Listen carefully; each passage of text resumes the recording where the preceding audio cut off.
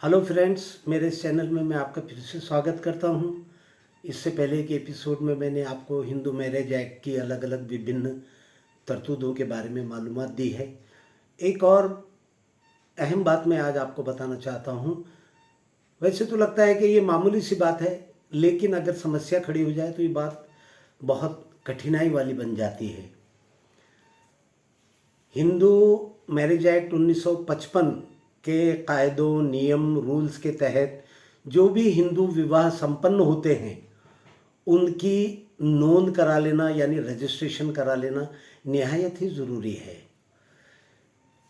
अगर हिंदू विवाह के संबंध में किसी प्रकार का कोई विवाद हो जाए तो उस समय अगर पुरावा न हो विवाह का और अगर कोई एक पार्टी पति या पत्नी विवाह से ही इनकार करे, उस समय बड़ी तकलीफ हो जाती है।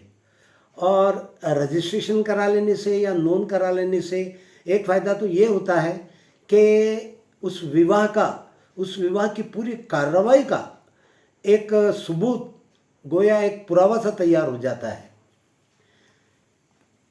इसकी तरतूद हिंदू मैरिज एक्ट 1955 के सेक्शन यानी कलम 8 में दी गई है।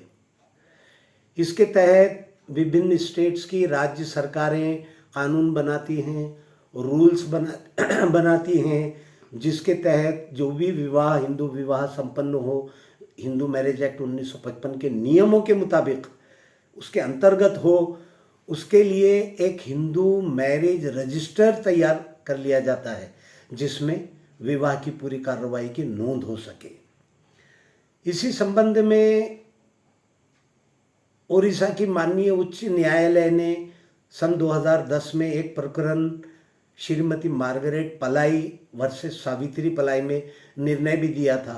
वो बड़ा अहम निर्णय है वो, जिसको पढ़ लेने के बाद जिसके बारे में मैं आपको बहुत ही शॉर्ट में मालूमात दूंगा कि कैसे किस तरीके से रजिस्ट्रेशन न होने से क्या क्या तकलीफ़ें पैदा हुई और रजिस्ट्रेशन नोंद विवाह की हो जाने से कितनी आसानियां पैदा होती हैं।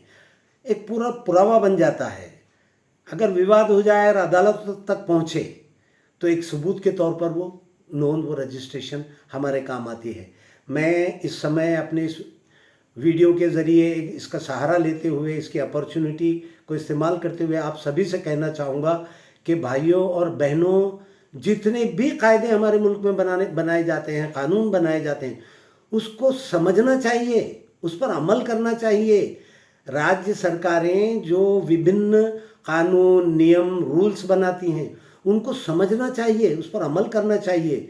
मेरे अक्सर देखने में आता है, particularly in the cases of pending in the concern courts, मैंने देखा है अदालतों में ये विवाद जब आते हैं तब ये समझ में आता है कि इसकी तो जानकारी ही नहीं थी किसी एक भी व्यक्ति को उस संबंध में। इसलिए अपने जहाँ आप रहते हैं वहाँ की नगर परिषद हो, कॉरपोरेशन हो या जो भी कार्यालय हो, वहाँ जाकर जो भी विवाह आप संपन्न करें हिंदू मैरिज एक्ट 1955 के नियमों के मुताबिक उसको रजिस्टर करा लें, उसकी नोंद करा लें, ताकि भविष्य में होने वाली कठिनाइयों, तकलीफ़ों और समस्याओं से बचा जा सकता है। धन्यवाद।